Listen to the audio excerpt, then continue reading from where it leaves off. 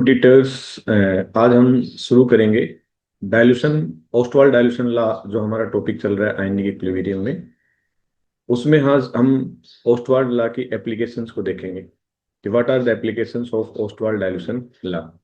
अब तक हम एक टॉपिक आयनिक इक्विलिब्रियम का प्रॉपरली कवर करेंगे। हमने शुरू किया था ओस्टवाल्ड डाइल्यूशन लॉ। उसके बाद हमने जनरल कंसेप्ट देखा, लोगेरिथम्स का देखा हमने। उसके बाद हमने वोटर्स की प्रॉपर्टीज की, और अदर जो प्रॉब्लम्स थी ओस्टवाल्ड पे पीएच से रिलेटेड वो हमने की। और आज हम इस टॉपिक को कंप्लीट करेंगे, that's known as the application of Ostwald dilution law. यहाँ हमारा एक टॉपिक कंप्लीट होता है, और जो आगे का लेक्चर होगा उसके ऊपर मैं जो जितनी कम्पिटिटिव प्रॉब्लम्स हैं जो इस टॉपिक पे पूछी गई हैं उसको लेकर चलेंगे हम। तो आज हम शुरू करते हैं एप्लीकेशंस, और एप्लीकेशंस में लेके चलते हैं ओस्टवाल्ड डाइल्यूशन लॉ की प्रॉपर्टी है, उनको हम लेके चलते हैं। तो let's we start, come to the point, और इसको हम शुरू करते हैं। करते हैं आज का टॉपिक, और टॉपिक का नाम है application of Ostwald dilution law और factors affecting degree of ionization. और यूनिट हमारे पास चल रही है आयनिक इक्विलिब्रियम। इक्विलिब्रियम का second part, that is the very important. और एक एक पॉइंट्स को आज हम समझने की कोशिश करेंगे। तो चलिए, कौन कौन से फैक्टर्स ऐसे हैं जो कि डिग्री ऑफ डिसोसिएशन को अफेक्ट करते हैं। We know that what is degree of dissociation. हमें पता है कि डिग्री ऑफ डिसोसिएशन क्या होता है, alpha. Alpha is also known as the degree of dissociation. Degree of dissociation, आप लोगों को ध्यान होगा कि कोई भी सब्सटेंस जो है, ये मान लीजिए ए बी है, ए बी ये 10 ग्राम है, then it is dissociate into A positive and B negative. तो ये कितना डिग्री डिसोशिएट हो गया, डिग्री मतलब कितना परसेंटेज डिसोशिएट हो गया। ये मान लीजिए 10 ग्राम है, तो इसमें से 8 ग्राम टूट गया, तो कितना परसेंट इसमें से डिसोशिएट हो गया, ए कितना परसेंट हुआ, बी कितना हुआ। That is known as the degree of dissociation and denoted by the alpha. Now following factors affecting degree of dissociation. First is known as the temperature. Second is known as the dilution. Dilution means addition of water. Third is known as the nature of electrolytes. Fourth is known as the nature of solvent. And fifth is known as the mixing of ions. तो आज हम काफी important concepts पढ़ेंगे, और इसमें theoretical concepts कुछ हमारे ज्यादा रहेंगे और न्यूमेरिकल कंसेप्ट्स इसके अंदर थोड़े से कम आएंगे। तो चलिए हम एक एक फैक्टर्स को लेते हैं। सबसे पहले यदि हम बात करें टेम्परेचर की, तो टेम्परेचर हमारे पास क्या इफेक्ट डालेगा। हमें पता है, if you rise the temperature, यदि हम टेम्परेचर को इंक्रीज करते हैं तो आयोनाइजेशन बढ़ेगा। आयोनाइजेशन बढ़ेगा तो डिग्री ऑफ डिसोसिएशन भी बढ़ेगा। लेकिन टेम्परेचर इंक्रीज करेंगे तो प्रोसेस कैसा होगा, एंडोथर्मिक, क्योंकि किसी को हम हीट देंगे तभी तो टेम्परेचर इंक्रीज होगा, आयोनाइजेशन बढ़ेगा और डिग्री ऑफ डिसोसिएशन बढ़ेगा। Second, dilution. ये रिलेशन हम पहले आर्टिकल्स में पढ़ चुके हैं कि जो डिग्री ऑफ डिसोसिएशन है under root of volume, V होता है।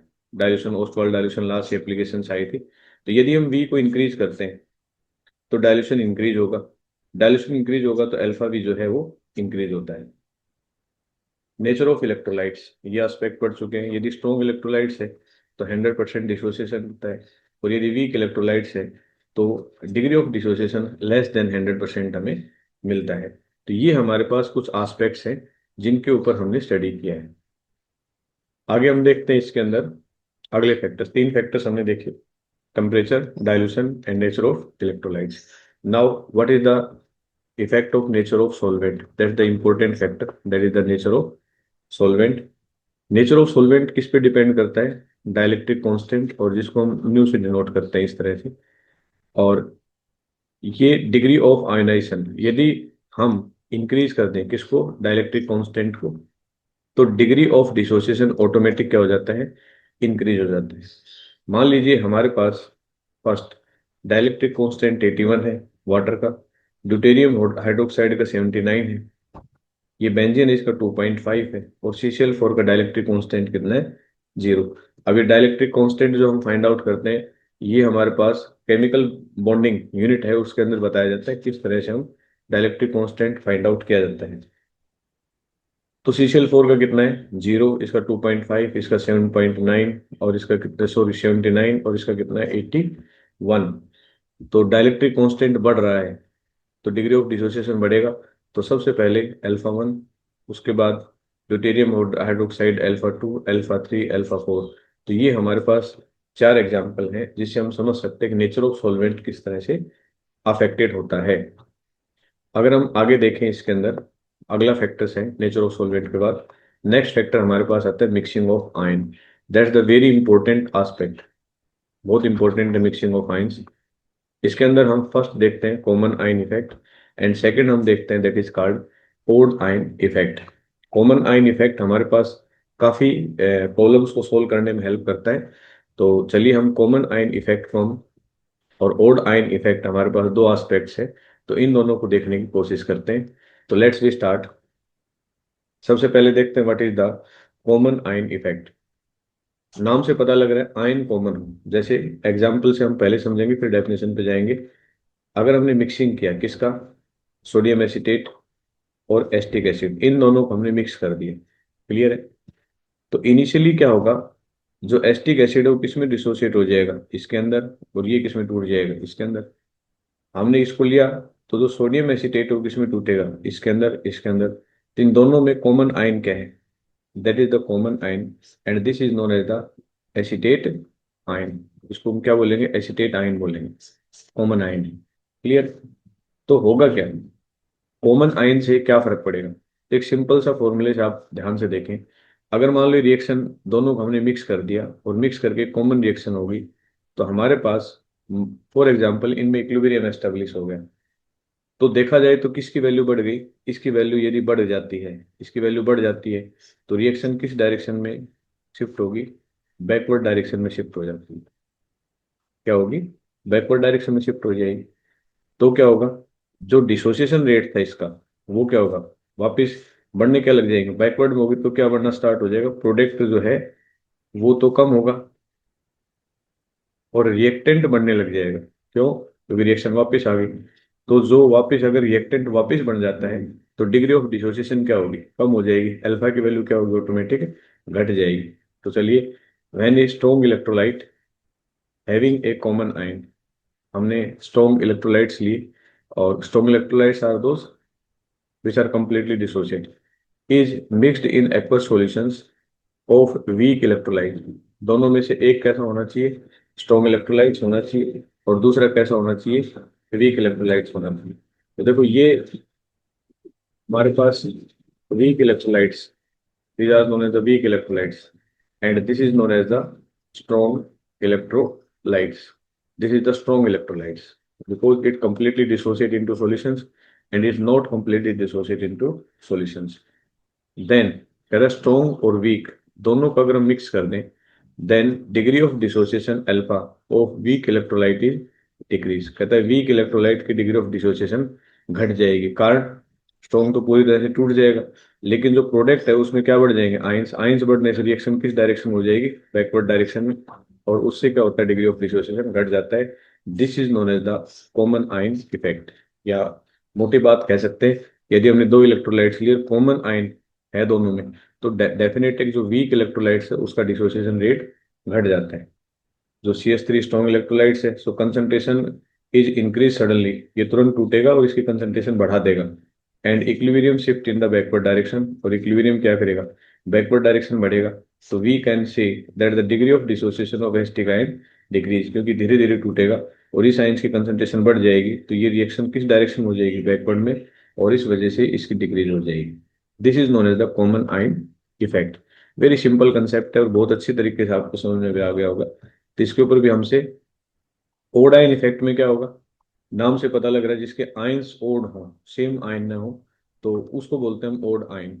तो हमारे पास ओड आयन में क्या होगा, ये देखो, ये हमारे पास सोडियम हाइड्रोक्साइड है, this is the strong electrolytes because it completely dissociate into ions, and this is the acetic acid, it is known as the weak electrolytes। Okay, when both are mixed, initially acetic acid dissociate into acetate ion and hydrogen ion, और sodium hydroxide dissociate into sodium positive and OH negative. अगर इसके देखें, इस reactions के अंदर अगर हम देखें ध्यान से, तो हमारे पास कहीं भी कोई भी कॉमन आयन नहीं है। तो इसके अंदर no common ion, common ion नहीं है, तो कोई फर्क नहीं पड़ने वाला। तो देखिए, when strong electrolyte having an odd ions, strong electrolytes जो है वो वीक इलेक्ट्रोलाइट्स के आयन, ओड आयंस का मतलब इससे इनके आयंस का कोई लेना देना नहीं है, is mixed in aqueous solution of weak electrolytes, then degree of dissociation of weak electrolyte is increased। तो क्योंकि ये इसको सप्रेस नहीं करेगा, अगर इसकी वैल्यू बढ़ जाती है तो इसको सप्रेस करती है, तो रिएक्शंस की डिग्री ऑफ डिसोसिएशन क्या होती है, बढ़ जाती है, and this is called odd ion effect. And your strong electrolytes it produce OH ions which cause decrease in concentration of H ion. Actual में करेगा क्या, यहाँ जो OH आयन प्रोड्यूस होगा ये इसके H आयन के साथ कंबाइन हो जाएगा and combine to form the H2 molecules. और हमें पता है कि ऊपर वाली रिएक्शन जो है वो कैसी है, ऊपर जो रिएक्शन है वो हमारे पास इक्विलिब्रियम में रिएक्शन है ऐसे। और यदि मैं इसका ये पार्ट इसमें से रिमूव करता रहूं, कंटिन्यू बाहर निकाल दूं, तो रिएक्शन किस डायरेक्शन में हो जाएगी, फॉरवर्ड डायरेक्शन में हो जाएगी। इसलिए OH आयन H के साथ कंबाइन हो जाता है और इधर कंसंट्रेशन इसकी H आयन की गिरना स्टार्ट हो जाती है। So reaction will become forward direction, not establish equilibrium. Reaction equilibrium shift in forward direction, we can say that degree of dissociation of acetic acid increase. और ऐसी कंडीशन में इसका डिग्री ऑफ डिसोसिएशन जो है वो बढ़ जाता है घटने की बजाय। आई होप कि ये कंसेप्ट आपको बिल्कुल क्लियर हो गया, that the common ion effect and second one is known as the odd ion effect. अब हमारे पास नाइट्रिक एसिड है in aqueous solution can be suppressed by, कहता है इनमें से किसके द्वारा नाइट्रिक एसिड का सप्रेशन होगा, मतलब रोक दी जाएगी। ओके, तो हम ये लेके चलेंगे और इसको जानने की कोशिश करते हैं। ये हमारे पास 3-4 एग्जाम्पल है, तो इसमें से बच्चे ये HNO2 जो एक्वस सॉल्यूशन में है उसको कौन सप्रेस करेगा इनमें से। तो सभी के अंदर अगर आयन से देखेंगे आप तो आपको क्लियर हो जाएगा। जैसे हमने सबसे पहले लिया, हमारे पास कंपाउंड क्या है, HNO2, that is known as the nitrous acid. Nitrous acid, nitrous acid dissociate into H positive और NO2 नेगेटिव। फर्स्ट हम लेते हैं HNO3, तो HNO3 हमारे पास किस में डिसोसिएट हो जाएगा, H पॉजिटिव और NO3 नेगेटिव। सेकेंड कंपाउंड हमारे पास क्या है, एस्टोसो4, एस्टोसो4 किस में डिसोसिएट हो जाएगा, 2H पॉजिटिव और SO4 नेगेटिव। थर्ड कंपाउंड हमारे पास है NaNO2, Na पॉजिटिव और NO2 नेगेटिव। तो देखा जाए तो इन दोनों में ये कॉमन आयन है। अब ये कॉमन आयन क्या करेगा, इसकी क्योंकि स्ट्रॉन्ग इलेक्ट्रोलाइट्स है हमारे पास, और ये तुरंत किस में डिसोसिएट हो जाएगा, फटाक से NO2 बनाएगा और NO2 बढ़ाते ही इसकी कंसंट्रेशन को बढ़ा देगा। तो रिएक्शन किस डायरेक्शन में हो जाएगी, बैकवर्ड डायरेक्शन में हो जाएगी। So this option number 3, option number 3 जो है वो क्या करेगा, इसकी सप्रेस कर देगा इसकी डिसोसिएशन को, that is known as common ion effect. Okay, let's we take the another example. अगर हम अदर पार्ट में लेके चलेंगे तो हमारे पास क्या है, चलिए इसके बारे में बताइए कि ये कंपाउंड है, इसके डिसोसिएशन को कौन सा कंपाउंड इंक्रीज कर देगा। तो हम देखते हैं इसके सॉल्यूशंस को और देखने पर पता लगता है कि हमारे पास ये केस दे रखा है, ये डिसोसिएट होगा इसके और इस आयंस के अंदर। नाउ KCl इसके अंदर, पोटासियम एस्टेट इसके अंदर, सोडियम एस्टेट इसके अंदर, इसके अंदर। अब कॉमन आयन देखेंगे हम, तो ये आयन यहाँ भी मौजूद है और यहाँ भी मौजूद है। इसका मतलब ये दो कंपाउंड ऐसे हैं जो कि इसकी डिसोसिएशन रेट को सप्रेस करेंगे। लेकिन यहाँ क्या लिखा, ionisation of CH3 can be increase, sorry मैंने उल्टा बताया, इंक्रीज, कैन बी इंक्रीज, जो इसके आयोनाइजेशन को इंक्रीज करे, नोट सप्रेस करे। इंक्रीज कौन सा करेगा वो देखना हम, कौन सा बढ़ाएगा। अगर ये दोनों देखें तो ये दोनों तो घटाएंगे। क्यों घटाएंगे, क्योंकि ये कॉमन आयन है, अगर इनको डालोगे तो ये क्या करेंगे, इसको वापस करेंगे तो अल्फा इसका घटेगा इससे। लेकिन ये पूछ रहा है कौन सी ऐसी कंडीशन है जो इसकी डिग्री ऑफ डिसोसिएशन को बढ़ाए, तो बढ़ाएगी कौन, जो इस H आयन को रिमूव करेगी। तो इन फैक्टर्स में से देखो OH आयन किसके पास, तो देखो इसके पास OH आयन मौजूद है। ये OH आयन क्या करेगा, इसके साथ तुरंत कंबाइन होकर किसमें बदल देगा, वाटर में, और रिएक्शन को किस डायरेक्शन में कर देगा, फॉरवर्ड डायरेक्शन में। अगर हम ये दोनों डालेंगे तो रिएक्शन किस डायरेक्शन में करेंगे, बैकवर्ड में, ये घटाएंगे।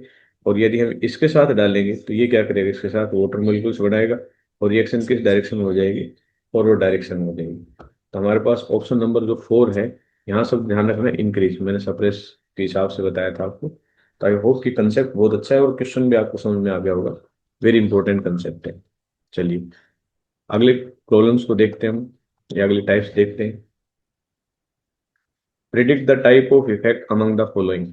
ये एग्जाम्पल्स दे रखे हैं और इनके अंदर पूछा है, बताइए कौन सा इफेक्ट इसके अंदर है।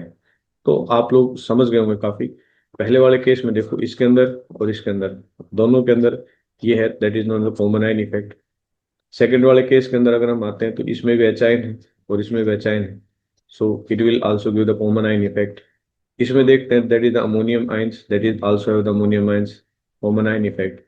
थर्ड में अगर हम देखें तो इसमें H पॉजिटिव है, इसमें OH नेगेटिव है, इसमें Cn नेगेटिव है, इसमें, तो इसमें पॉजिटिव पॉजिटिव दोनों डिफरेंट, नेगेटिव नेगेटिव दोनों different, that is called odd ion effect. इसके अंदर ओड आयन इफेक्ट मिलेगा। इसके अंदर ये पॉजिटिव, इसमें ये नेगेटिव दोनों सेम है, so it is known as the common ion effect. इसके अंदर ये नेगेटिव और इसके अंदर ये नेगेटिव, देखो दोनों डिफरेंट है, इसमें ये पॉजिटिव दोनों क्या है, डिफरेंट है, that is called odd ion effect. तो ये हमारे पास इस तरह से हम बता सकते हैं कि हमारे पास कॉमन आयन इफेक्ट है और इसके अंदर ये सारे हमारे पास कौन से हैं, ओड आयन इफेक्ट। ठीक है, हमें पीएच बताना है एसिटिक एसिड का। The pH of 0.001 M acetic acid is, इसका कितना पीएच होगा अप्रोक्सीमेट। तो ये एक जनरल क्वेश्चन से बड़े ध्यान से करना है इस क्वेश्चन को। कहता है इसका बताना है एसिटिक एसिड का, 0.01 एसिटिक एसिड का पीएच अप्रोक्सीमेट कितना होगा। ठीक है, और अगर हम इस थोड़े से क्वेश्चन को ध्यान से समझें हम, तो मान लीजिए HCl है हमारे पास, जो स्ट्रॉन्ग इलेक्ट्रोलाइट है। ठीक है, स्ट्रॉन्ग इलेक्ट्रोलाइट किसमें डिसोसिएट होगा, H पॉजिटिव और OH, सॉरी Cl नेगेटिव। अगर इसकी इतनी कंसंट्रेशन है तो सीधी सी बात है, कंप्लीट डिसोसिएट होगी, यही कंसंट्रेशन बनाएंगे। तो एच आयन की कंसंट्रेशन अप्रोक्सीमेट कितनी होगी, इतनी होगी। और इतनी कंसंट्रेशन को ऐसे लिख सकते हैं, इसका पीएच कितना बनेगा, अप्रोक्सीमेट 3 बनेगा, अगर ये स्ट्रॉन्ग इलेक्ट्रोलाइट होता तो। ठीक है, अब हुआ वीक इलेक्ट्रोलाइट। वीक इलेक्ट्रोलाइट में क्या होगा, ये कंपाउंड है, ये डिसोसिएट होगा और इसके अंदर, तो यहाँ वीक इलेक्ट्रोलाइट कंप्लीटली डिसोसिएट नहीं होता, तो इसका मतलब है एच आयन कंसंट्रेशन, ये जो कंसंट्रेशन दे रखी है इससे क्या होगी, कम होगी। ये कंसंट्रेशन यदि कम होगी तो ये पी 10⁻³ हो जाएगी। अगर ये होगी तो इसका पीएच देखोगे तो कितना आएगा, पीएच, अगर कंसंट्रेशन एच आयन कंसंट्रेशन कम है तो पीएच भी क्या होगा, कम होगा। तो पीएच अप्रोक्सीमेट क्या होगा, 10 से वैल्यू से कम है।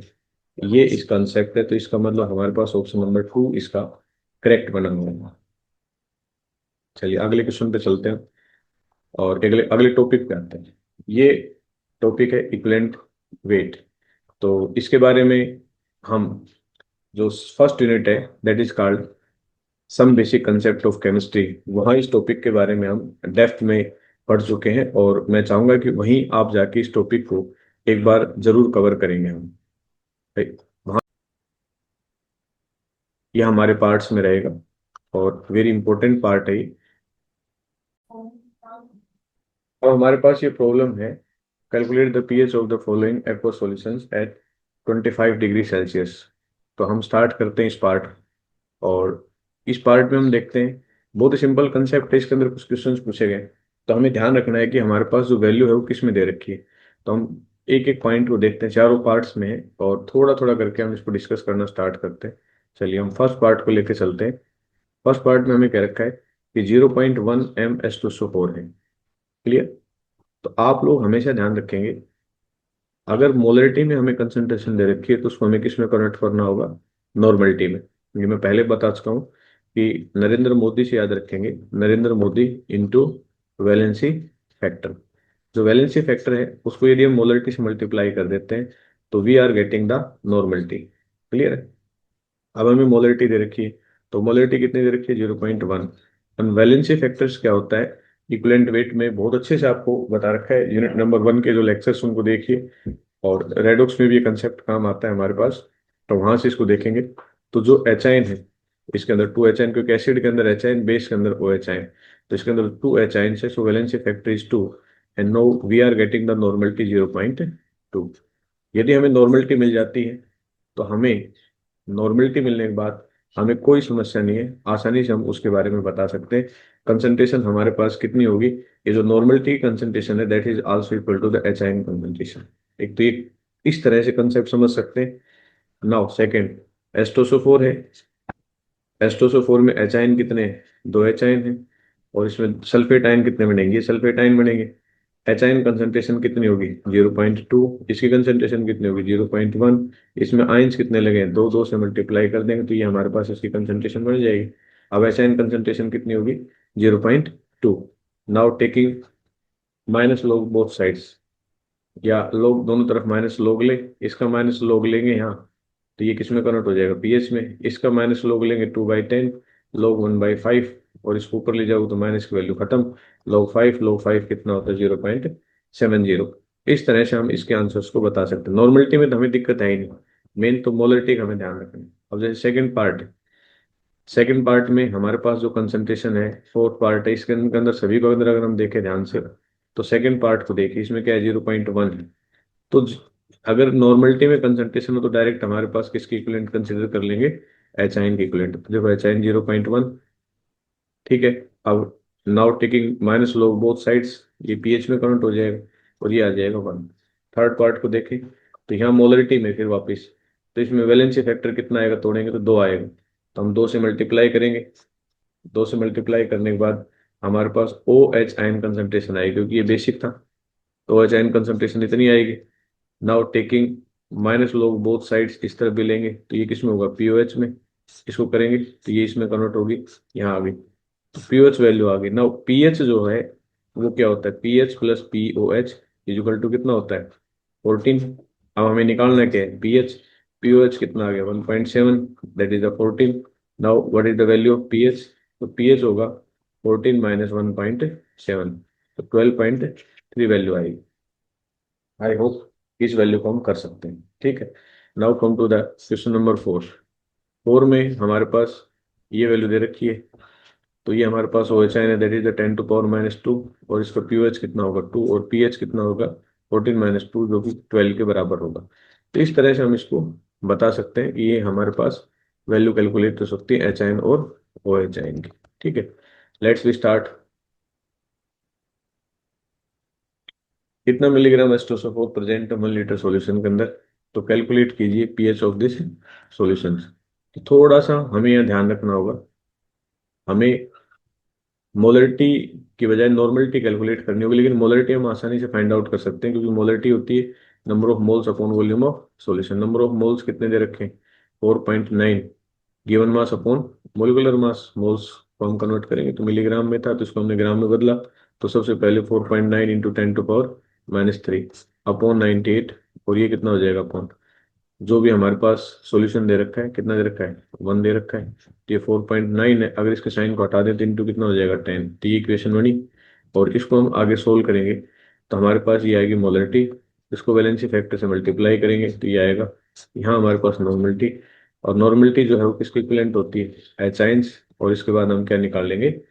पीएच फाइंड आउट कर लेंगे। तो ये छोटे छोटे प्रॉब्लम्स है जो पीएच से रिलेट है, और जिनको हमें ध्यान रखना होगा किस तरह से हम इसको यूज कर सकते हैं, ठीक है। ये हमारे पास बहुत अच्छा क्वेश्चन है, और बड़े ध्यान से करना है इस क्वेश्चन को। सिंपल सी है, correct calculate the pH of 10⁻7 MHCl, ठीक है। और साथ में इसके शब्द जो रखा है एक्वस, इसका मतलब है कि यदि हम HCl को डिसोसिएट करेंगे तो HI नहीं होगा, तो इसकी कंसंट्रेशन कितनी दे रखी है? 10⁻7, क्योंकि वैलेंसी फैक्टर 1 है तो इतना HI हो जाएगा। पीएच निकालो तो 7 आएगा सामान्य तरीके से। तो ये आंसर हमेशा गलत होता है। क्यों?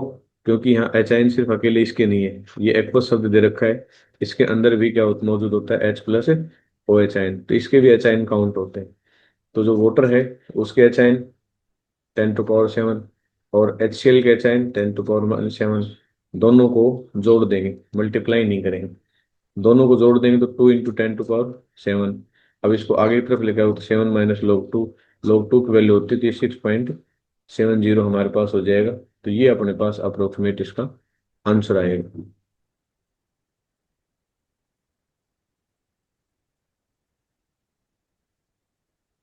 एक आता है, यदि हम मिक्स करते हैं, स्ट्रॉन्ग एसिड्स को मिक्स करें, वीक एसिड्स को मिक्स करें, तो यहाँ इस कंसेप्ट को हम बहुत अच्छे तरीके से दिमाग में रखेंगे। यदि हमारे पास मिक्सिंग का केस आता है, मान लीजिए हमने N1V1 ये हमने लिया, acid 1 that is the acid 2, और दोनों को उठा के हमने मिक्स किया, लेकिन दोनों दोनों कैसी हैं? स्ट्रॉन्ग एसिड्स हैं। तो जब हम मिक्स करते हैं तो number of equivalents of H ion, number of equivalents of H ion क्योंकि स्ट्रॉन्ग एसिड है यहाँ, तो टोटल नंबर ऑफ इक्विवेलेंट्स, तो ये N1 और इसका N2, ये टोटल होता है। तो यहाँ जो इंक्रीज होगा N1 into N V equal to N1V1 plus N2V2, जो बढ़ेगा यहाँ वो क्या बढ़ेगा, सिर्फ वॉल्यूम बढ़ेगा। नंबर ऑफ इक्विवेलेंट तो दोनों में क्या रहते हैं, सेम रहते हैं, तो वॉल्यूम जो है वो टोटल इंक्रीज हो जाती है V1 प्लस V2। तो हमारे पास एक नेट इक्वेशन क्या बनती है उसको हमें ध्यान रखना होगा ऐसी कंडीशंस में। तो हमारे पास नेट इक्वेशन बनती है ये, इसको हमेशा ध्यान रखें। यदि एचाइन की रिजल्टेंट देखें तो N1V1 प्लस N2V2, N1 और N2 तो सेम रहते हैं, जो बढ़ती है क्या बढ़ती है वॉल्यूम, तो V1 प्लस V2 कर देंगे हम। इस पॉइंट को ध्यान रखेंगे, ये बाकी टर्म्स आपको क्लियर है। ऐसे ही यदि हम क्या लेके चलें, बेस लेके चलें, ये बेस है हमारे पास, ये बेस है, तो बेस में हमारे पास क्या होती है OHN, तो उसमें भी सिर्फ वॉल्यूम बढ़ेगी और इक्विवेलेंट्स जो है वो दोनों दोनों सेम रहेंगे। इस पॉइंट को हम ध्यान रखेंगे। एक एग्जांपल लेते हैं और उसको हम समझने की कोशिश करते हैं। हमारे पास क्या कह दिया, calculate the pH of the solution 25 degree Celsius, 2 mole of H2SO4 and 1 mole of HNO3 in 10 litre. देखो ध्यान से देखो, यहाँ में H2SO4 दे दी जो कि स्ट्रॉन्ग एसिड है, ये भी हमारे पास क्या है स्ट्रॉन्ग एसिड है। इन दोनों को क्या कर दिया, मिक्स कर दिया। इसके तो 2 मोल लिए, इसका 1 मोल लिया, और टोटल वॉल्यूम कितनी दे दी हमें, 10 लीटर। अलग अलग वॉल्यूम नहीं दे रखी, दोनों को मिलाने से हमारे पास नेट वॉल्यूम ये बढ़ती है। ऐसे ही इस सेकंड पार्ट्स के ऊपर आते हैं हम। तो फर्स्ट पार्ट को अगर हम ध्यान से देखें तो क्या आंसर आएगा ये देखते हैं। फॉर्मूला तो हमारा वही लगेगा भाई, एक स्ट्रॉन्ग एसिड, ये एक स्ट्रॉन्ग एसिड है, तो नंबर ऑफ, सबसे पहले हम क्या देखेंगे, मोल दे रखे हैं, ठीक है। तो यदि हम इसके मोल, मोल का मतलब मोलर वॉल्यूम दे रखी है, इसको हमें किस में बदलना है, नॉर्मलिटी में बदलना है, ठीक है। मोलरिटी निकालेंगे तो number of moles upon volume of solution आ जाती है हमारे पास। तो हम इसको किस में बदलेंगे, इक्विवेलेंट में बदलेंगे, क्योंकि हमें चाहिए मोल नहीं चाहिए, नंबर ऑफ इक्विवेलेंट चाहिए। और कोई भी इक्विवेलेंट में कन्वर्ट होता है तो नंबर ऑफ इक्विवेलेंट हम कैसे निकालते हैं, नॉर्मलिटी में इक्विवेलेंट चाहिए। तो जितने मोल दे रखे हैं उसको हम किससे करते हैं, वैलेंसी फैक्टर से मल्टीप्लाई, क्योंकि H2SO4 वैलेंसी फैक्टर 2 है, तो 4 वैल्यू आ जाएगी हमारे पास, ठीक है। तो N1V1 कितना आ गया, 4। ऐसे नंबर ऑफ इक्विवेलेंट्स इसके निकालेंगे तो हमारे पास कितना है, इसके पास 1 मोल है, और वैलेंसी फैक्टर भी कितना है, 1, तो इसकी 1 आ जाएगी। अब HN निकालो, N1V1 प्लस N2V2, ओके। तो volume N1V1 plus V1 plus V2, N1V1 कितना है, 4 है, ये कितना है, 1 है, ठीक है। और ये हमारे पास टोटल वॉल्यूम कितनी है, 10, तो 1/2। तो HIN कंसंट्रेशन हमारे पास कितनी है, 1/2। और हम पीएच निकालें तो नेगेटिव लोगरिथम लेते हो तो कितना आ जाएगा, 0.30। आई होप कि ये कंसेप्ट आपको समझ में आ गया होगा। अब आप लोग सोच रहे हो N1V1 कहाँ से आ गया, N1V1, तो N1 नंबर ऑफ इक्विवेलेंट ही होगा, वॉल्यूम पर लीटर होती है, तो इसलिए V1 अंडरस्टूड होती है, 1 हो जाएगी, ठीक है। चलिए सेकंड केस लेते हैं हम इसी के अंदर, जो सेकंड पार्ट है उसको देखो ध्यान से आप। सेकंड पार्ट में भी हमने क्या किया है, ये 4 ग्राम, या ग्राम दे दिया, मोल नहीं दे रखा, अब इसको मोल में कन्वर्ट कर लेंगे। यहाँ भी ग्राम दे दिया और 20 लीटर दे दिया, तो ये NaOH है, ये KOH है। इसको हम क्या करेंगे, इसको हम सबसे पहले आ, या तो मोल्स में कन्वर्ट कर लो। मोल कितना होगा, given mass upon molecular mass, इसका कितना होगा, given mass upon molecular mass हो गया। और उसके बाद इक्विवेलेंट में कन्वर्ट करने के लिए कितने कितने मल्टीप्लाई करेंगे, 1 से, इसका वैलेंसी फैक्टर 1 है, तो उससे 1 से मल्टीप्लाई करेंगे तो ये हमारे पास इक्विवेलेंट फैक्टर आ जाएगा, इसके मोल है। और नंबर ऑफ इक्विवेलेंट करने के लिए हमने क्या किया, N1V1, तो 1/10, 1, ये आ गया। N2V2 ये आ गया, तो ये हमारे पास N1V1 की वैल्यू आ गई, N2V2 की वैल्यू आ गई। वॉल्यूम टोटल कितनी दे रखी है, 20 लीटर बोल रखी है, हमने 20 लीटर रख दी, 1/100। और ये हमारे पास HN, ये OHN की वैल्यू आ गई, ठीक है। तो OHN में POH निकालो तो 2 आएगा, और PH प्लस POH कितना होता है, 14। तो यदि POH2 है तो पीएच हमारे पास कितना हो जाएगा, 14, और पीएच हमारे पास आएगा 14 - 2 = 12। आई थिंक ये कंसेप्ट आपको बिल्कुल क्लियर हो गया होगा। बहुत सिंपल सिंपल कंसेप्ट हैं जिनको हम डिस्कस कर रहे हैं, और जिनसे रिलेटेड हम प्रॉब्लम्स जो है ना उनको कर रहे हैं। अब हमारे पास एक क्वेश्चन दे रखा है जिसमें हमने PS3 है, और ना 100 ml सॉल्यूशन उसका PS3 है, और 900 ml सॉल्यूशन का PS4 है। इन दोनों को यदि हम मिक्स कर देते हैं तो रिजल्टेंट पीएच क्या आएगा। बहुत ही सिंपल सा कंसेप्ट है, यदि इसका पीएच 3 है तो एच आयन कंसंट्रेशन ये होगी, जो एच आयन कंसंट्रेशन वही N1 होगा। वॉल्यूम कितनी दे रखी है 100, ऐसे पीएच 4 है तो एच आयन 10⁻⁻⁴, वॉल्यूम कितनी है 900। तो देखो एच आयन N1V1 रखी है हमने, ये आ गया हमारे पास वॉल्यूम टोटल। दोनों की जोड़ दें हम, तो एक की 100 है एक की 900, दोनों को जोड़ने पर 1000 आ जाएगी, सारी वैल्यू को रखते जाओ। तो यहाँ हमारे पास क्या आ गई, एच आयन कंसंट्रेशन आ गई। तो एच आयन कंसंट्रेशन हमारे पास ये आ गई। अब इसका पीएच निकालो, जैसे आप पीएच निकालो तो रिजल्टेंट पीएच हमारे पास ये आएगा 3.73। बहुत ही सिंपल है, लेकिन इस टाइप के क्वेश्चन खूब मिलेंगे आपको। तो ये कंसेप्ट यदि आपको क्लियर है तो आसानी से प्रॉब्लम्स को सोल्व कर लेंगे। बहुत ही सिंपल कंसेप्ट है, लेकिन इसमें प्रॉब्लम्स जो है ऐसे ही स्ट्रॉन्ग एसिड स्ट्रॉन्ग बेस को अगर हम लेके चलते हैं तो यहाँ भी नंबर ऑफ इक्विवेलेंट्स के बारे में मैंने बता दिया। सेम कंसेप्ट आपको माइंड में रखना है, ये आप माइंड में बिल्कुल अच्छी तरह से रख लें। इस तरह के केस आपको मिलेंगे तो वहाँ ध्यान रखना है। ठीक है। अब हमारे पास देखो 4 लीटर दे रखा है, इतना MnO3 दे रखा है, 6 लीटर इतना NaNO दे रखा है। तो इसका पीएच बताना है, रिजल्टेंट मिक्सचर का पीएच कितना होगा। एक थोड़ा सा कंसेप्ट हम बैक साइड में जाते हैं, वहाँ थोड़ा सा एक बार मैं बैक साइड में लेके आता हूँ आपको, और वहाँ अपने माइंड को एक बार फिर से देखो। अगर हमारे पास स्ट्रोंग एसिड और स्ट्रोंग बेस को मिक्स किया जाता है, ठीक है, तो हमारे पास यहाँ ध्यान रखना है वॉल्यूम तो बढ़ेगी, V1 + V2 ये तो बढ़ेगी, लेकिन थोड़ा सा हमें ध्यान रखना होगा कि number of gram equivalent of acid N1V1 और number of gram equivalent of base क्या हो गया N2V2। तो स्ट्रॉन्ग एसिड स्ट्रॉन्ग बेस, तो इसमें नेट वैल्यू एक दूसरे से सब्ट्रैक्ट होगी। तो मैं थोड़ा सा एक बार आगे ले चलता हूँ, आपको यहाँ आ जाओ।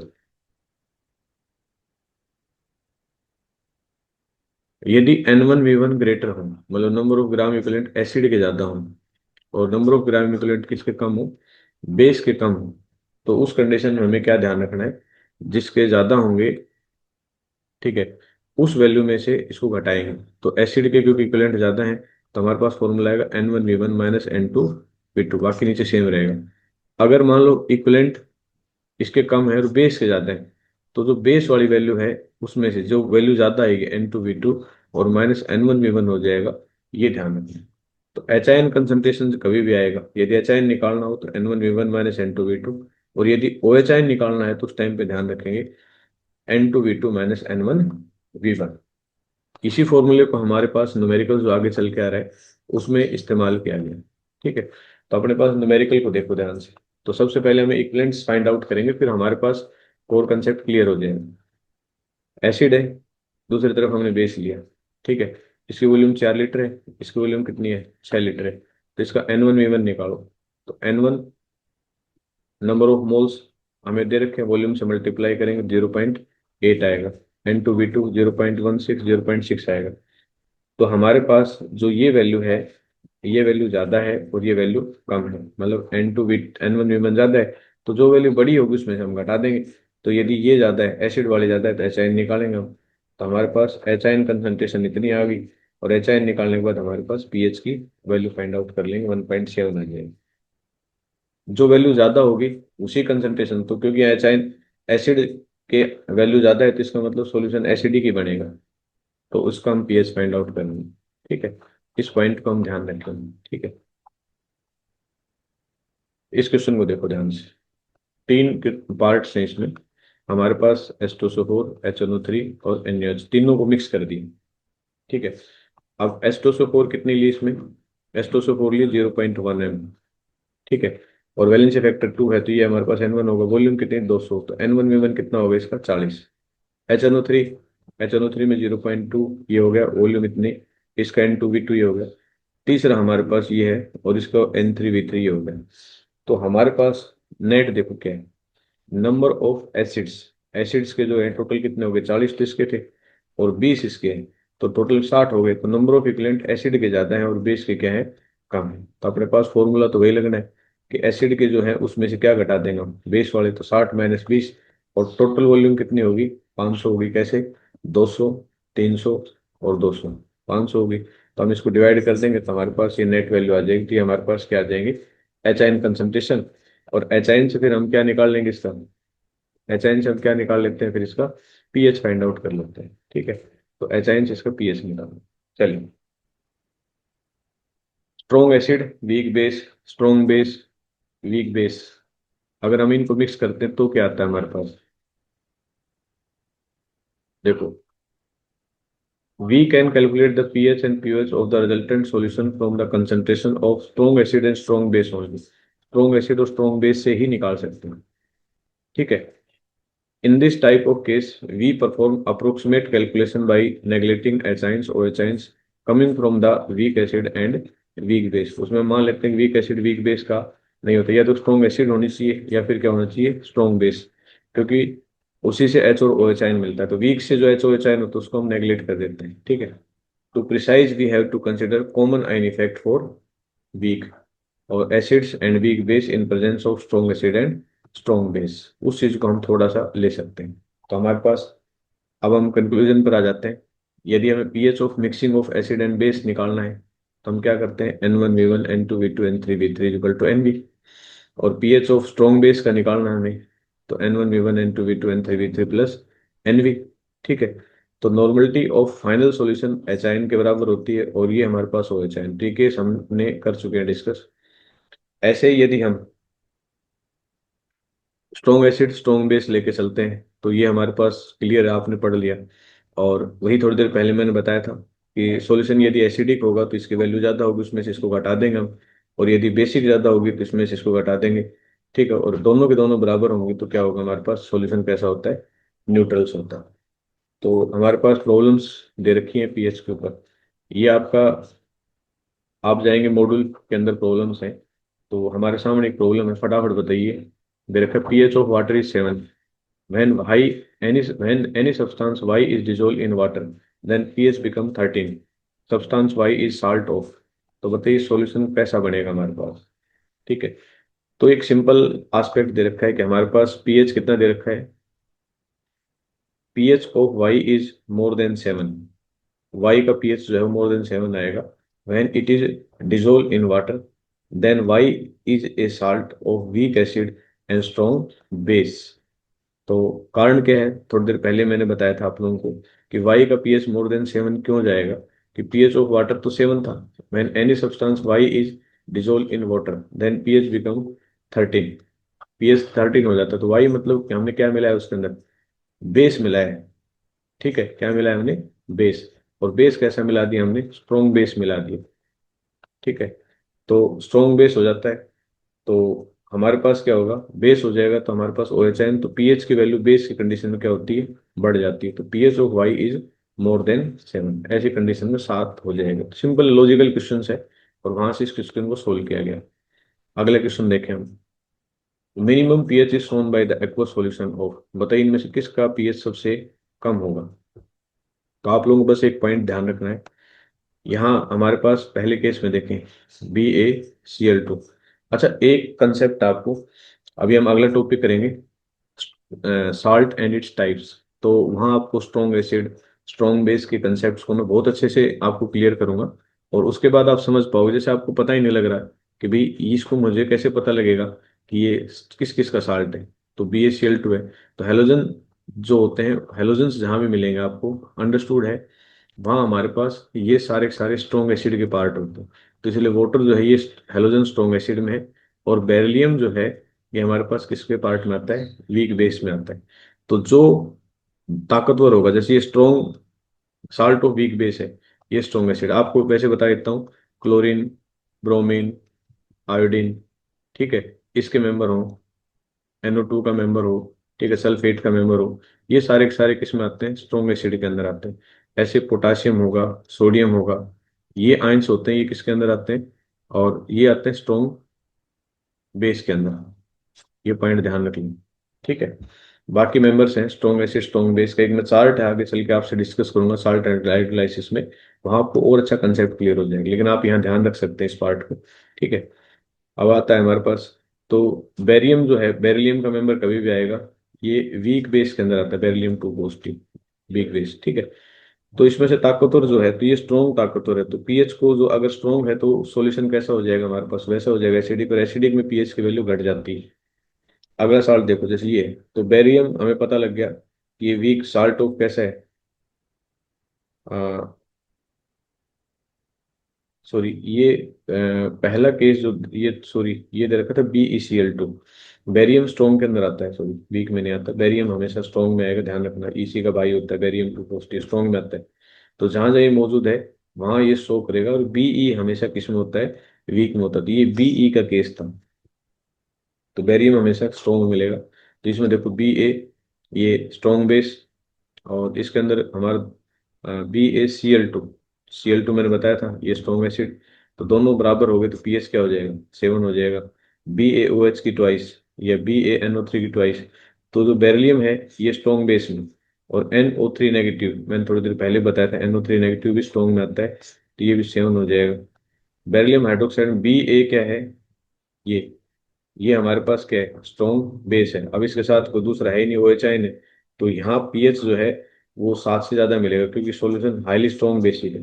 तो हमसे पूछा है मिनिमम पीएच किसका होगा, सबसे कम, तो सबसे कम पीएच तो इसी का हो रखा है जो 7 से कम है, और ये BeCl2 है, तो हमारे पास थर्ड ऑप्शन इसका करेक्ट ऑप्शन बना हुआ है। ठीक है, तो इस तरह से हम इसकी प्रॉब्लम्स को लगा सकते हैं। क्लियर, ये हमारे पास दे रखे हैं, इतना M choose the correct code having the same pH. अब इसमें से बताओ ऐसा कौन सा है जिसके अंदर पीएच जो है वो दोनों में सेम मिलेगा, तो भाई स्ट्रॉन्ग एसिड स्ट्रॉन्ग बेस जिसके अंदर होगा उसका क्या होगा, पीएच लगभग क्या मिलेगा, सेम मिलेगा। तो सभी ऑप्शंस को देखते हैं, तो हमारे पास थर्ड ऑप्शन पे चलते हैं और इसको समझने की कोशिश करते हैं। थर्ड, सॉरी थर्ड, ये थर्ड ए और डी, इन दोनों पार्ट्स को देखते हैं। तो हमारे पास ये M H2SO4 दे रखी है, और इसका इक्विवेलेंट अगर हम निकालेंगे तो हमारे पास ये आ जाएगा एन। एच आयन कंसंट्रेशन कैसे निकालोगे, एच आयन कंसंट्रेशन हमारे पास पता है कि इक्विवेलेंट के बराबर होती है N1 V1 के बराबर होती है, ये इसके एच आयन कंसंट्रेशन है, ये इसके एच आयन कंसंट्रेशन है, एच आयन का मतलब है 10⁻², और पीएच कितना आ जाएगा इसका, 2 आ जाएगा। इसके एच आयन कंसंट्रेशन भी 10⁻² है, तो इसका पीएच कितना आ जाएगा, 2 आ जाएगा। लेकिन यदि हम यहाँ चलते हैं, ठीक है, तो यहाँ हमारे पास आयंस दो हैं, तो इसकी कितनी होगी, 0.2 Na2SO4। ठीक है, और ये 0.1 है ना, हाँ, तो 0.1 है, तो 0.1 को 0.2 है, तो इसको 2 से मल्टीप्लाई करो तो ये कितनी हो जाएगी, 0.4। ये हमारे पास एच आयन कंसंट्रेशन होगी, इसका पीएच फाइंड आउट कर लो, तो इसका पीएच डिफरेंट आएगा। इस वाले कंडीशन में इस वाले कंडीशन में 10⁻² है, इसको मल्टीप्लाई करो तो इसकी एच आयन कंसंट्रेशन कितनी आएगी, 10⁻², उसी हिसाब से इसका पीएच क्या आएगा, डिफरेंट आएगा। तो सेम पीएच हमें किस में मिलता है, थर्ड पार्ट में मिलता है। ठीक है, तो इस पॉइंट को हम ध्यान रखेंगे। Clear, what is the HN concentration of 5 into 10 to power minus 3 m H2CO3 solution having a 10% dissociation। कहते 10% डिसोसिएशन हो जाएगी तो हमारे पास क्या वैल्यू बनेगी, तो अपने को HN देखना है, तो ये टूटेगा, 2H positive CO3 2 negative, alpha कितना है, 0.1। तो देखो ये होगा C C- अल्फा, ये 2C अल्फा, ये C अल्फा। HN कंसंट्रेशन कितनी होगी, 2C अल्फा, 2C अल्फा, ये हमारे पास HN होगी। पीएच हमारे इसी हिसाब से आएगा, तो कितना आ जाएगा, 10⁻3।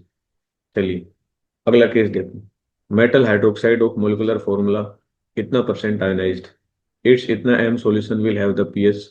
अब बताओ उसका पीएच कितना होगा, हमें कंपाउंड जो दे रखा है उसको आयंस में हमने डिसोसिएट किया। अल्फा कितना दे रखा है, 50%, मतलब अल्फा की वैल्यू 0.5 है। C C- alpha, C alpha, इसके आयंस कितने हैं, 4। ये तो यहाँ हमें पीएच फाइंड आउट करना है, तो हमें OH आयन मिल गया, हमने इस वैल्यू को रखा, और OH आयन इतना आ गया, तो POH taking the negative logarithm on both sides, and now we are getting the POH। तो पीएच हमारे पास क्या होता है, 14 माइनस POH, इसको रख के सोल्व करेंगे तो 11 पॉइंट कितना आ जाएगा, 7 आ जाएगा। मैं थोड़ा सा इसको ना फास्ट करवा रहा हूँ क्योंकि क्वेश्चन हमारे पास रिपीट हो रखे हैं, और इसलिए इस टाइप को लेके चल रहा हूँ। Which mixture of the acid have the highest pH, कहते हैं किस एसिड के अंदर पीएच जो है हाईएस्ट होगा। तो कोर कंसेप्ट देखें, हम उसको समझने की कोशिश करें। हमारे पास ये और ये दे रखे हैं, तो हमने क्या करना है, इसकी एच आयन कंसंट्रेशन निकालनी है, तो summation of NV upon V, volume तो सभी की 1 1 लीटर है, NV निकालना है मेन सभी का, NV। तो नंबर ऑफ अब हमारे पास देखो इसका कितनी दे रखी है, एन और वी। तो एन वी मतलब नॉर्मलिटी और वॉल्यूम। तो एन वी इसकी मोलरिटी दे रखी है, तो 1/10 दे रखी है, तो वैलेंसी फैक्टर कितने हैं इसके, 2। इस केस में अगर हम देखें 2 वैलेंसी फैक्टर है और ये मोलरिटी है, तो हमारे पास क्या होता है कि नॉर्मलिटी में कन्वर्ट करना होता है हमें किसी भी केस को, N B, sorry N valency factor.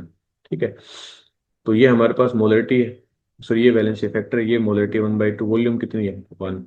ये हमारे पास अगले केस के अंदर वैलेंसी फैक्टर 1 है, जी ले लिया, अगले में भी 1 है, और सभी का हमने समेशंस कर दिया, तो हमारे पास 3/40 वैल्यू आती है साइन कंसंट्रेशन, जो कि हाईएस्ट आती है। बाकी सभी की निकालेंगे तो हम इसी फार्मूले से कैलकुलेट करके हम बता सकते हैं कि ये वैल्यू इस तरह से कैलकुलेट होगी। ठीक है, कर लेंगे इसका, एच आइन आ गया, इसका पीएच लेंगे तो कितना आएगा, 1.12 आएगा, सभी का सोल्व कर लेंगे। 100 ml of pH 3, 400 ml pH 3 solution are mixed, what will be the final. अभी मैंने इसका थोड़ी देर पहले ये केस मैंने करवाया था, तो हमें सिर्फ क्या निकालना है उसका, N1V1 और वॉल्यूम टोटल निकाल के इस वैल्यू को फाइंड आउट कर लेंगे। Diluted 100 times it's pH is, अगर इसको हम 100 टाइम्स डाइल्यूट कर देते हैं तो हमारे पास क्या होगा। बहुत बहुत अच्छा क्वेश्चन है और बहुत सिंपल सा है। नॉर्मलिटी कितनी दे रखी है, 10⁻⁻6 एम दे रखी है। N2 क्या कर रखा है, 100 टाइम्स, इसको अगर हम डाइल्यूट कर देते हैं, ठीक है, तो N1/100 on dilution concentration decrease होती है, तो N2 कितनी हो जाएगी हमारे पास, 10⁻⁸ एन, क्लियर। और पीएच 10⁻⁸ का अगर हम निकालें तो हमारे पास ये 10⁻⁸ कैसे है, क्योंकि उसका जो N1 दे रखा है वो कितना दे रखा है, 10⁻6 दे रखा है, और अपॉन कितना कर दिया, 100 टाइम्स डाइल्यूटेड कर दिया, तो 10⁻6, ठीक है, -6 है सॉरी, और नीचे कितना हो जाएगा, ऊपर वाले को ले जाओ तो 10 कितना हो जाएगा, -2, तो ये हो जाएगा 10⁻⁸ तो N2 कितना आ जाएगा, 10⁻⁸ आ गया। तो पीएच हमें बताना है डाइल्यूट होने के बाद, इसका बताओगे पीएच, तो हमारे पास ये आ जाएगा 10⁻⁸ और, ठीक है, since the concentration is less than 10⁻7 ions from the water must be added, क्योंकि किस सॉल्यूशन के अंदर कह रहा है, डाइल्यूटेड। डाइल्यूटेड मतलब अगर एक के एच आयन हमने ले लिए, इसके एच आयन तो हमने निकाल लिए, 10⁻⁸ आ गए, डाइल्यूटेड मतलब वाटर के एच आयन और लेने पड़ेंगे, तो वाटर कितने होंगे, 10⁻7, दोनों के जोड़ देंगे, हमारे पास नेट पीएच जो है इस तरह से फाइंड आउट हो जाएगा। ठीक है, तो ये हमारे पास 87 क्वेश्चन था। 88 ये क्वेश्चन भी हम कर चुके हैं ऑलरेडी, पहले हमारे पास इस तरह का क्वेश्चन आ चुका है और उसको हम सोल्व कर चुके हैं। आई होप ये क्लियर होगा आपको। 89 पीएच दे रखा है हमें, 90 डिग्री के ऊपर पूछा है, 25 डिग्री पे अलग होता है, 90 डिग्री पे अलग होता है। तो acetic acid more than 3 since it is weak acid 100% dissociation will not take place. तो वीक एसिड का 100% डिसोसिएशन नहीं होता, तो पूरी तरह से नहीं टूटेगा, तो वैल्यू एसिडिक ही रहेगी, तो ये वाइन हम ध्यान रखेंगे। 3 से 6 बढ़ा देते हैं तो एच आयन कंसंट्रेशन क्या हो जाएगी, अगर मान लो किसी का पीएच 3 है तो उसकी एच आयन कंसंट्रेशन ही होगी, ठीक है। पीएच 6 है तो उसकी एच आयन कंसंट्रेशन ही होगी, और N2 क्या होगा उसका, N2 हो जाएगा नेट वैल्यू निकालेंगे तो हमारे पास ये आ जाएगा कि pH is change from 3 to 6 तो H ion concentration reduce by 1000।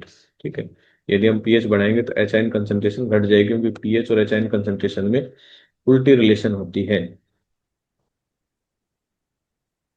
PH इतना दे रखा है, सॉल्यूशन विल बी कितना होगा, तो उसका हम पीएच फाइंड आउट कर लेंगे। ठीक है, पीएच हमारे पास 1 है तो सॉल्यूशन हाईली एसिडिक होगा, ये हमें दे रखा है। और इसका हमें पीएच पूछा है, बिल्कुल सेम वही है, N1V1 निकाल लेंगे, N2V2 निकाल लेंगे दोनों का, क्योंकि दोनों की वैल्यू बराबर है तो सॉल्यूशन कैसा होगा, न्यूट्रल। pH 5 है, मोर एसिड इज एडेड, इसका pH रिड्यूस 2 हो जाता है, 5 था तो एच आयन कंसंट्रेशन 2 हो जाता है, तो एच आयन कंसंट्रेशन ये हो जाती है, तो N2/N1, तो देखा जाए तो N2 जो है N1 से इतना कंसंट्रेटेड हाई हो जाता है, तो हाइड्रोजन आयन कंसंट्रेशन इसमें इंक्रीज हो जाती है। हाइड्रोजन आयन कंसंट्रेशन गिवन दे रखी सॉल्यूशन में इतना, और इसकी पीएच पूछिए, तो पीएच हमें सीधा सीधा निकालना है, इतना आ जाएगा, pOH of A solution is 10। Hydrogen ion concentration पूछिए हमसे, तो बताइए एच आयन कंसंट्रेशन क्या होगी, पीओएच दे रखा है 10, तो एच आयन कंसंट्रेशन ही होगी, पीएच हमारे पास इतना होगा, तो के डब्ल्यू कितना होता है, 10⁻⁻14, और K W also equal to H और ओ एच आयन, तो के डब्ल्यू या H ion, K W by O H, ये सारी रिलेशंस होती हैं, तो हमारे पास जो नेट वैल्यू बनेगी KW/-10 10⁻⁻ कितनी बनेगी, 4 बनेगी। पीएच जीरो है किसी सॉल्यूशन का, तो सॉल्यूशन कैसा होगा? पीएच जीरो है तो एच आयन कंसंट्रेशन 10⁻⁻पीएच, और 10⁻0 की वैल्यू कितनी होती है, 1, तो सॉल्यूशन कैसा हो जाएगा, एसिडिक। जीरो पीएच का एसिडिक होता है। ठीक है, ये सॉल्यूशन तो रिजल्टेंट सॉल्यूशन पूछा है, बताइए कितना होगा। तो देखो भैया हमारे पास केस है, टोटल इक्विवेलेंट्स निकाल लेंगे हम सभी के, first second third N1 V1 करके, और टोटल वॉल्यूम से डिवाइडेड कर दें तो एच नहीं आ जाएगा, लोग लोग तो पीएच कितना आ जाएगा हमारे पास, 13 आ जाएगा। वही सेम कंसेप्ट रिपीट होगा। 0.0 solution which is 5% ionised will be, ionisation कितना दे दिया, 5%। तो पीएच ऑफ 0.02 m का क्या होगा हमारे पास। ठीक है, तो सॉल्यूशन लिया हमने, उसको आयोनाइज्ड किया, तो C C - alpha C alpha, C alpha कितना हो गया, ये हो गया, और इस वैल्यू को रखेंगे तो हमारे पास ये आंसर आ जाएगा। ठीक, 99 क्वेश्चन दे रखा है, इसका हमें पीएच बताना है। वेरी सिंपल है, आसानी से आप बता दो। ठीक है, HCl इतना दे रखा है, तो pH of solution will be, pH कितना होगा सॉल्यूशन का। HCl वेरी डाइल्यूटेड है, एच आयन कंसेंट्रेशन जो है हमने वो कंसिडरेशन कर ली, उसका पीएच हमारे पास निकालेंगे तो अप्रोक्सीमेट हमारे पास ये आएगा। ठीक है, how many moles of HCl must be remove from 1 litre of solution, solution change pH 2 to 3। बहुत सिंपल सा क्वेश्चन है, एच आयन कंसेंट्रेशन निकालो, रिमूव करना है, तो मतलब उस वैल्यू में से उसको घटा देंगे हम, तो हमारे पास जो नेट वैल्यू आएगी वो इस तरह से हम इसको सोल्व कर लेंगे। दोनों, अब ये टाइप हमारे पास पहले रिपीट हो चुकी है, हम दोनों के N1 V1 निकाल लेंगे, और क्योंकि देख लेंगे जो वैल्यू ज़्यादा होगी, जैसे बेस की वैल्यू ज़्यादा है, तो उसमें से जो बेस की वैल्यू में से घटा देंगे तो हमारे पास नेट आंसर आ जाएगा। ठीक है, पीएच निकालना है, कंटेन इतना ग्राम डिजोल्व इन सॉल्यूशन। ठीक है, तो ओ एच आइंस हम फाइंड आउट कर लेंगे, और उसके बाद पीओएच, और उससे फिर क्या करेंगे हम, पीएच फाइंड आउट कर लेंगे। आप लोग स्क्रीन रोक के क्वेश्चन सोल्व कर सकते हैं, मैं थोड़ा फास्ट करवा रहा हूँ।